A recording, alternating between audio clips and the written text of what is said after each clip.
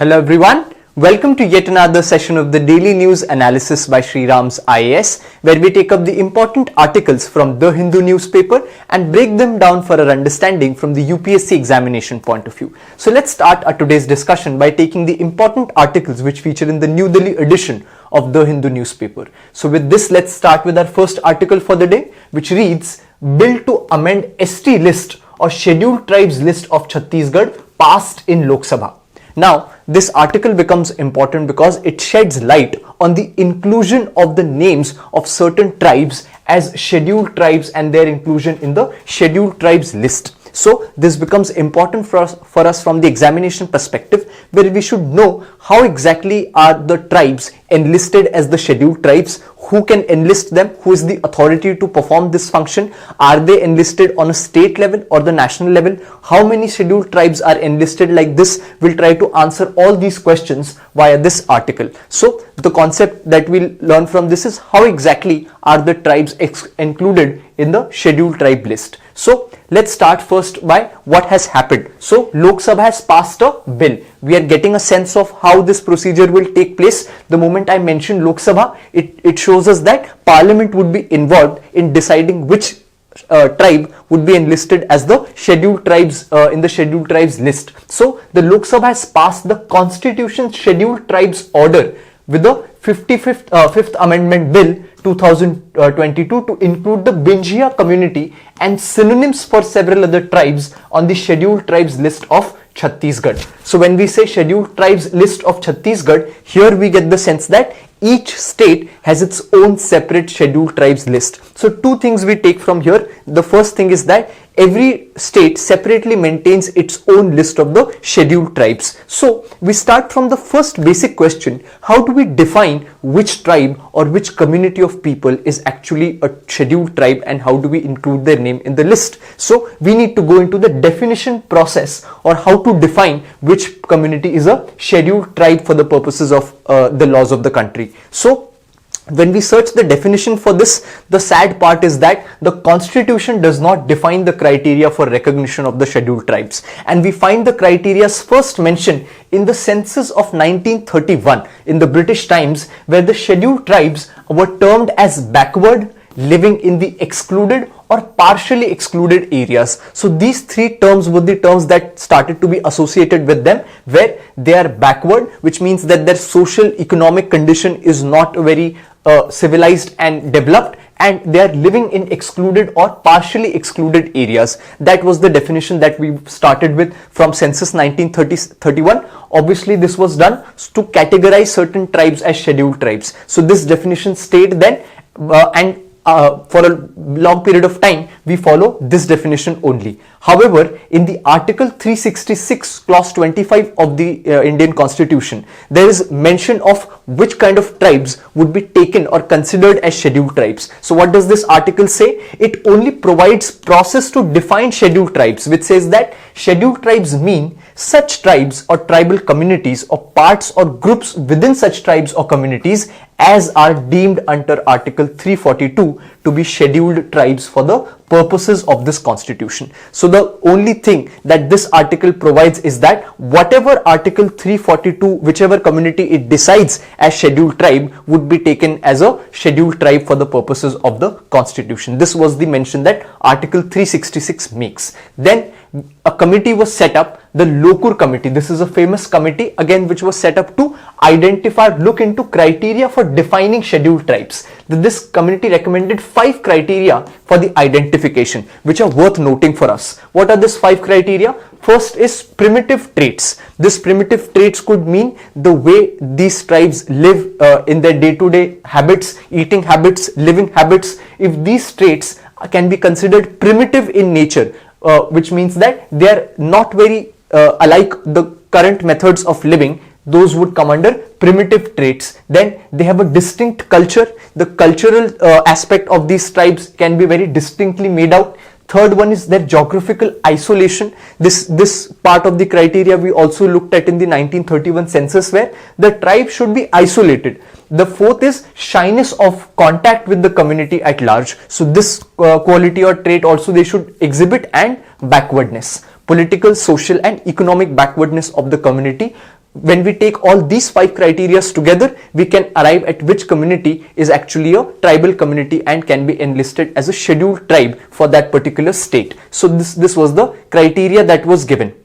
Now, based on this criteria, how many scheduled tribes are there officially then in the country? So according to the census figures of 2011, which was the latest census that was done, the census of 2021 is still pending, and that is yet to be conducted in the country. So the latest data that we have is from census 2011, which says that there are more than 700 ethnic groups listed as scheduled tribes under Article 342.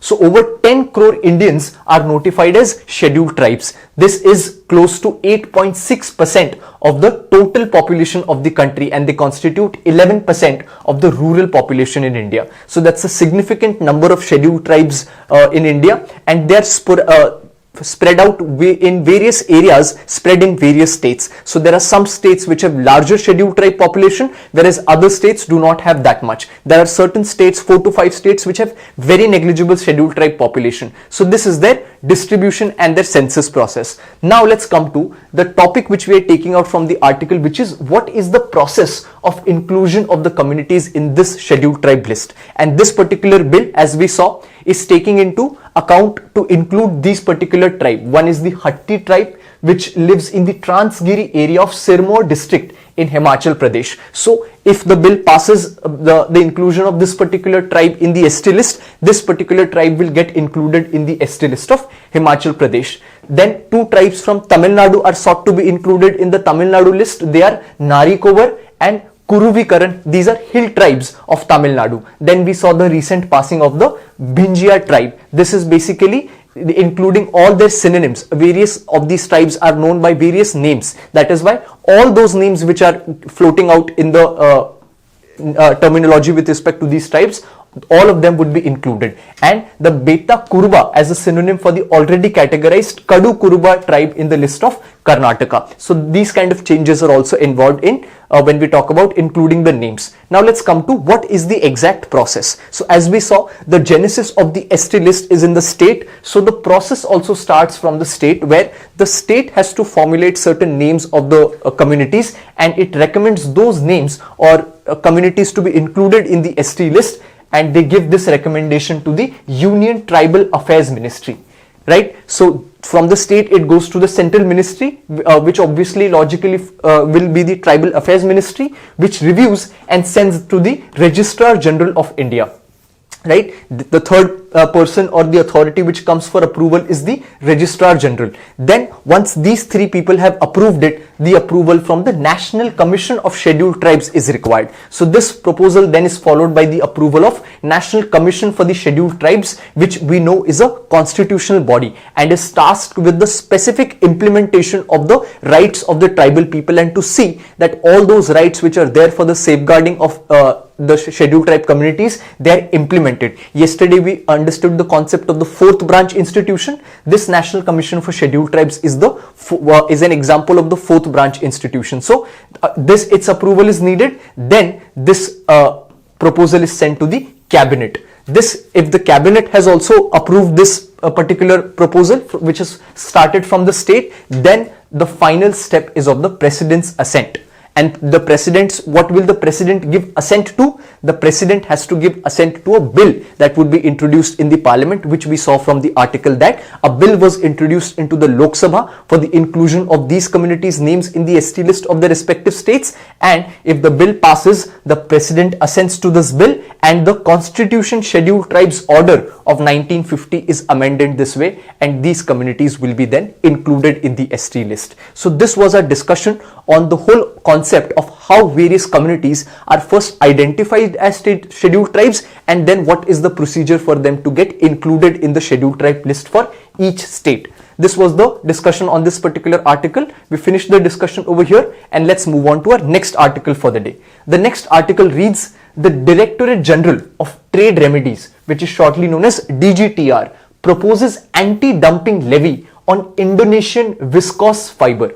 Now this is an important news which features in the newspaper, because already in the prelims examination of 2020, news or export items related with Indonesia have already been asked in the examination. So what is this article talking about? This article talks about the Directorate General of Trade Remedies, which is a part of the Finance Ministry. It has levied anti-dumping duties on the import of Indonesian viscose fiber. Now, what is this Indonesian viscose fiber? Why is there dumping happening of it? What do we mean by dumping? And then what do we mean by anti-dumping levy or anti-dumping duty? We'll understand all of these terms from this particular article. So let's start by understanding what has happened. As we saw, this DGTR body has recommended the levy of anti-dumping duty. Can you name me in the comment section the DGTR or the Directorate General of Trade Remedies functions under which particular ministry of the Indian government? So this body has recommended anti-dumping duty. So first let's understand what exactly is dumping. So when we talk about dumping, dumping is a process in the economy wherein a company exports a product at a price that is significantly lower than the price it normally charges in its home or its domestic market. So dumping is actually a process whereby a foreign company actually dumps its products at very cheaper prices, way cheaper than it is selling in its own domestic market or its competitors are selling in the source market. So when this kind of dumping happens, or dumping goods literally in cheap prices, that process is known as dumping, which is an unfair trade practice because it can have a distortive effect on international trade, right? Because it can harm the other manufacturers. Therefore, anti-dumping is a measure to rectify the situation arising out of the dumping of goods and its trade's distortive effect. So what is anti-dumping duty then? The anti-dumping duty works as a extra levy of extra tax which will be levied on these particular dumped items. So if any company or country is dumping items into another country, the source country can levy certain extra charges in order to balance this particular discount that is given. This kind of duty is known as anti-dumping duty, which is a protectionist tariff that a domestic government imposes on foreign imports that it believes are priced below fair market value.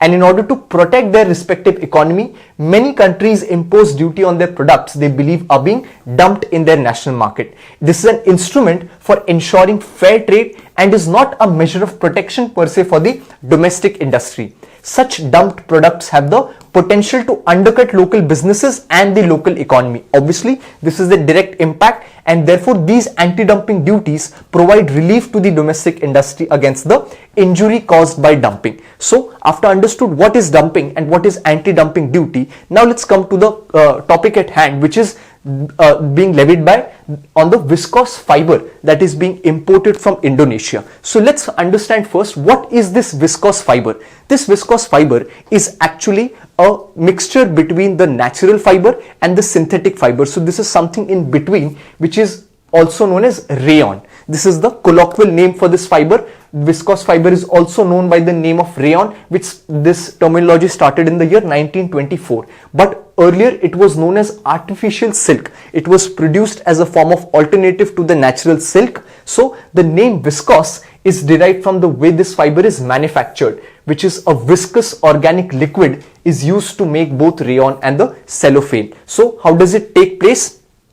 This is the process. The wood would be taken from trees from managed plantations, and those wood pulp would then be melted in a viscous liquid, and that liquid will produce this synthetic semi-synthetic fiber, and all sorts of textiles and products can be made from this. And this particular process holds the potential of being 100% biodegradable, and that is why this process can be a form of renewable fiber, can give us renewable fiber as well. So therefore it is the generalized term for a regenerated manufactured fiber made from cellulose obtained by the viscous processes. And as a manufactured regenerated cellulose fiber, it is neither truly natural like the cotton, wool or silk, nor truly synthetic like the nylon or polyester. It falls somewhere in between. So if we talk about the qualities of this particular fiber, they have certain good qualities. Although it may wrinkle or shrink easily, it is well regarded for being soft, smooth, lightweight and breathable,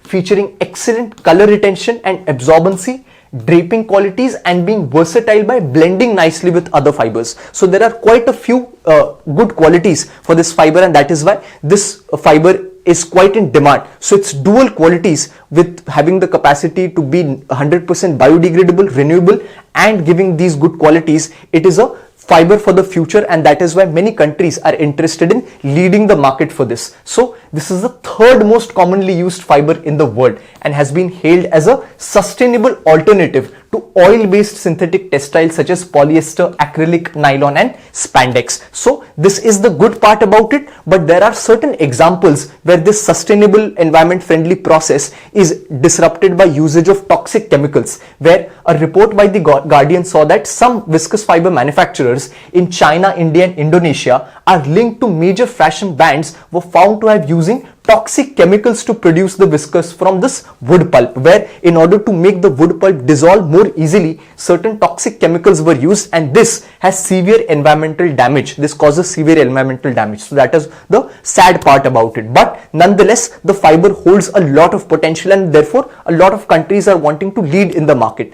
So in this context, let's understand about Indonesia's viscose fiber textile industry. Where does Indonesia stand on it, and therefore why are we wanting to levy an anti-dumping duty on it? So when we talk about the global leaders in this viscose textile fiber production, China leads the market, India comes second, and Indonesia falls third. And if we talk about Indonesian economy, the textile industry, a major driver for Indonesian economy, and up to 4 million people are currently working in Indonesia's overall textile industry, of which viscose fiber industry is a part. So their source of this fiber is their fiber from its own eucalyptus and acacia plantations. They take the wood from there, and this is how they are leading and they're doing quite good in the production of the viscose fiber, and that is why the products are flowing in India. And as India is also a prominent industry, it does not want its domestic manufacturers business to get disrupted by these products, and therefore the DGTR has recommended a levy of $0.512 per kg of this fiber. This duty had expired in the month of August 2021, after which imports from Indonesia had substantially increased, and now therefore the anti-dumping duty has been recommended again. So this was a discussion on this particular article. We finished the discussion today, and we'll meet again tomorrow with the important articles from the newspaper. Thank you.